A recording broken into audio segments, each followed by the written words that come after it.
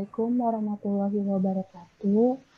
Selamat pagi menuju Waalaikumsalam siang. warahmatullahi. Sebelum saya memulai memaparkan hasil dari proposal tugas akhir saya ingin mengucapkan terima kasih kepada Teh Maida selaku asisten dari mata kuliah Dasar Perancangan Desain dan Penelitian yang telah memberikan kesempatan untuk saya untuk memaparkan hasil dari penelitian ini, serta kepada rekan-rekan yang telah hadir untuk menyaksikan saya memaparkan materi.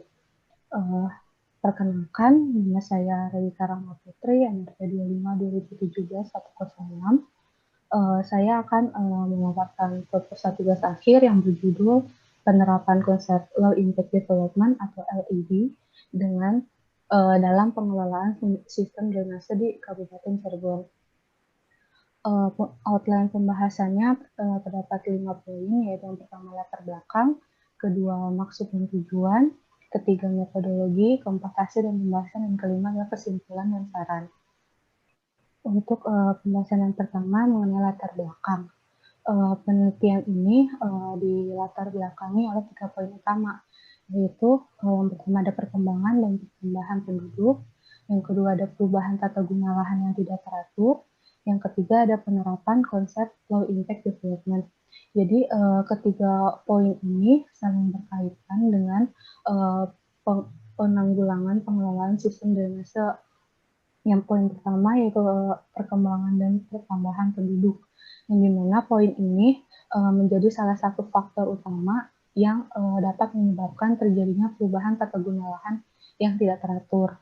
Jadi sebagian besar pada saat ini, sebagian besar masyarakat atau bahkan pemerintah, baik pemerintah kota atau pemerintah daerah sedang gencar-gencarnya melakukan pembangunan, di mana bahkan beberapa pihak dari masyarakat atau organisasi pemerintahan seperti itu lebih dengan sadarnya itu mengesampingkan dampak apa sih yang akan terjadi pada lingkungan ketika terjadinya perubahan tata guna lahan atau terjadinya pengalihan fungsi lahan yang tidak seperti seharusnya.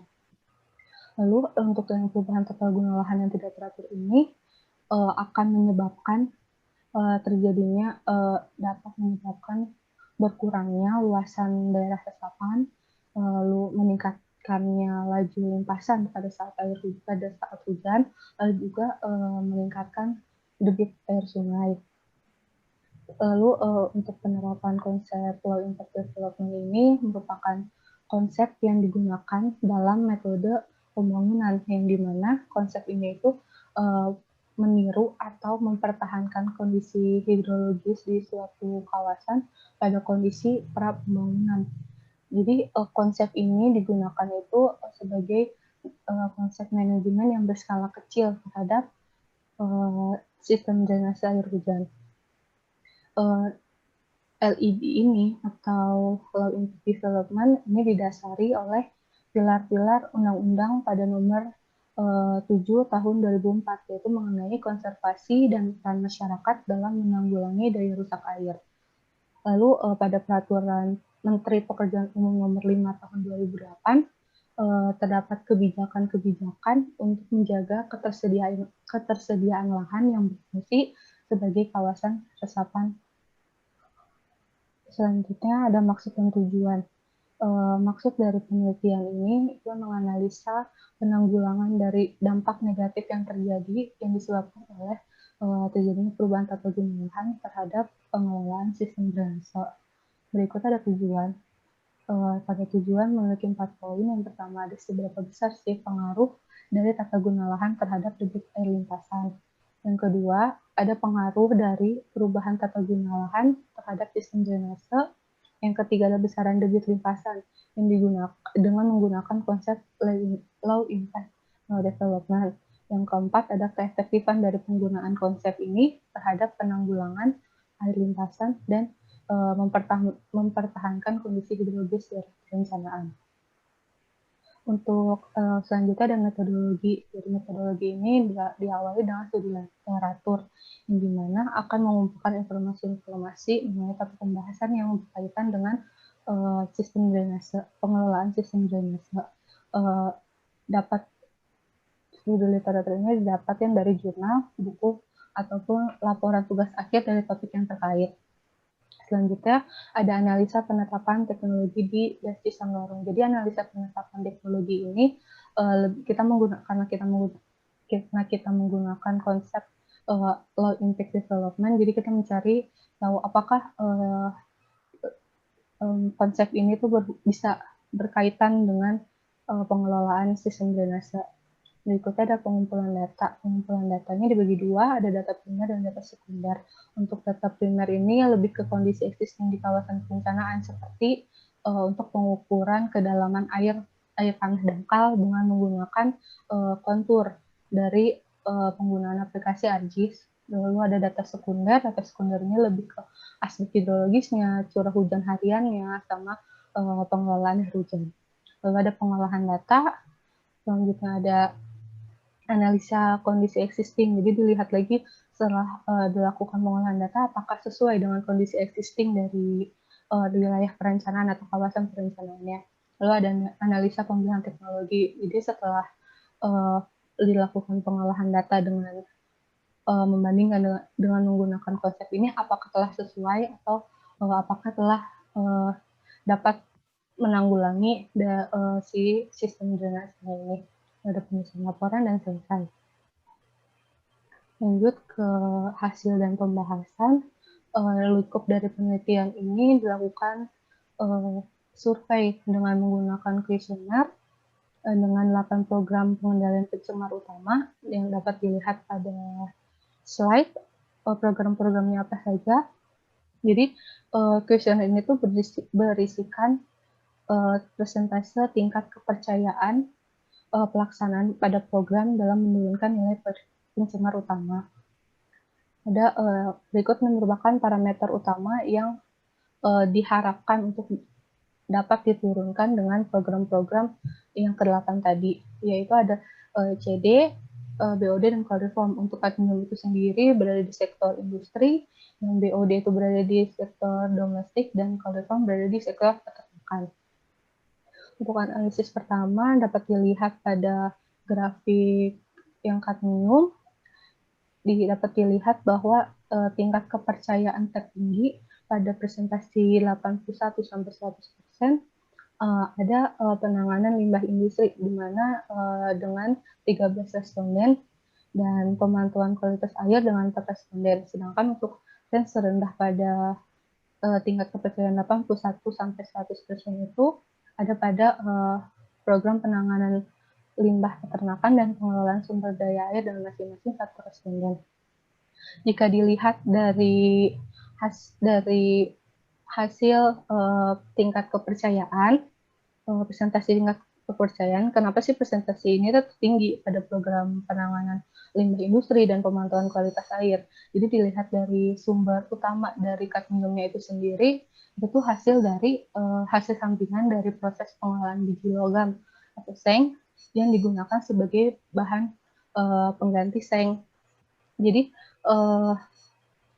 dari kandungannya ini sendiri akan berdampak ketika terdapat kandungan kadmium di dalam air ini akan berdampak pada kesehatan, seperti menyebabkan beberapa penyakit fatal, seperti lumbago yang berlanjut pada kerusakan tulang yang dikarenakan pelunak atau retaknya tulang.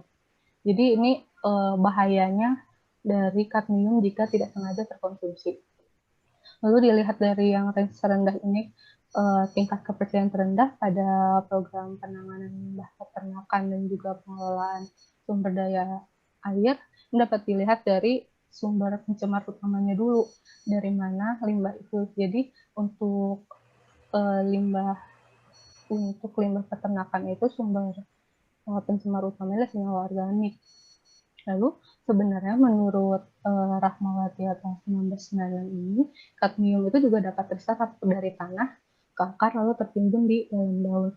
Jadi sehingga si kadmium itu sendiri akan terkandung cukup tinggi pada rumput atau produk pertanian yang berupa biji-bijian. Jadi biji-bijian ini akan menjadi pakan untuk hewan ternak, di mana nanti akan jika terkonsumsi oleh hewan ternak ini akan mempengaruhi kesehatannya. Terus selanjutnya parameter BOD. Jadi BOD ini merupakan parameter pencemar yang mengindikasikan adanya bahan organik di dalam air. Dapat dilihat pada grafik, range tertinggi pada program range tertinggi di 81-100% itu ada pada program penanganan peternakan dengan penanganan air limbah domestik dengan 16 responden dan juga penanganan limbah peternakan 12 responden. Sedangkan range terendah pada 81-100% itu ada pada program penanganan kritis, pengendalian pemanfaatan ruang, dan pengelolaan sumber daya air dengan 3 responden. Lalu dilihat dari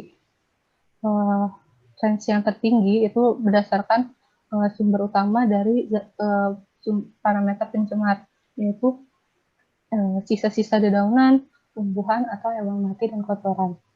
Jadi pada peternakan itu sendiri dapat meningkatkan kandungan BOD di dalam air karena bahan organik dari buangan peternakan akan dengan mudahnya membusuk atau terdegradasi. Begitu pula pada penanganan air limbah domestik yang dimana itu yang program penanganan lahan kritis, pengendalian pemanfaatan ruang, dan pengelolaan sumber daya air ini tidak memiliki hubungan atau berkaitan dengan parameter BOD karena dilihat dari sumber sama dari si zat pencemar atau parameter pencemar. Selanjutnya ada parameter coliform di mana tingkat kepercayaan tertinggi pada range 81-100% itu ada pada program penanganan air domestik dengan 16 responden dan juga program penanganan minyak peternakan dan dengan 12 responden. Tingkat kepercayaan terendah ada pada program penanganan lahan kritis ini dengan 1 responden yang memberikan pendapat mengenai penurunan parameter coliform ini. Jadi coliform ini termasuk ke dalam bakteri patogen yang dimana ketika tidak sengaja terkonsumsi akan menyebabkan keracunan. Untuk range yang tertinggi dapat dilihat dari sumber utamanya itu dari kotoran hewan dan juga manusia. Jadi dari ini dapat dilihat dari gaya hidup dan sanitasi yang buruk ketika kandungan coliform dalam perairan itu sangat banyak atau nilainya tinggi.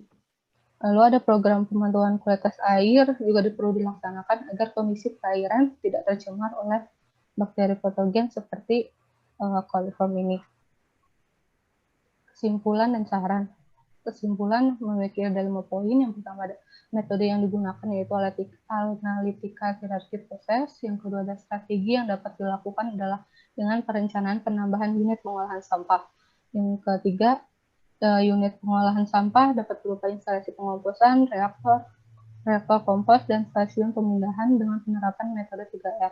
Dari hasil pembahasan itu ada penambahan unit jika ditambahkan atau jika dilakukan penambahan unit pengomposan akan mereduksi sampah sebesar 0,601 ton per hari. Sedangkan untuk unit kapasitas pengolahan transfer station akan mereduksi sampah sebesar 1,601 ton per hari. Dan yang terakhir itu jenis klasifikasi dari suatu wilayah terhadap risiko persampahan. Ada risiko sangat rendah, risiko tinggi, dan risiko sangat tinggi. Contohnya untuk yang sangat tinggi dengan skor normal 4 ada pada desa Ciberem. Setelah dilakukannya strategi dengan metode ini, menjadi sangat rendah dengan skor normal 1. Lalu saran, jadi untuk kedepannya itu diharapkan dilakukannya pengoptimalan dalam upaya pengurangan sampah. Seperti salah satunya dengan menyediakan fasilitas-fasilitas yang mendukung, fasilitas-fasilitas pendukung yang memadai, serta dilakukannya edukasi lebih lanjut terhadap masyarakat mengenai ada apa sih dampak negatifnya itu terjadi ketika kita tidak melakukan pengurangan sampah atau tidak membuang sampah ke badan air. Terima kasih, sekian pemaparan dari saya. Mohon maaf apabila ada kesalahan dan kekurangan. Wabillahi taufiq wal hidayah. Wassalamualaikum warahmatullahi wabarakatuh. Waalaikumsalam warahmatullahi wabarakatuh. Terima kasih banyak Rewika untuk presentasinya. Boleh dibuka analisisnya, Rewika? Tolong.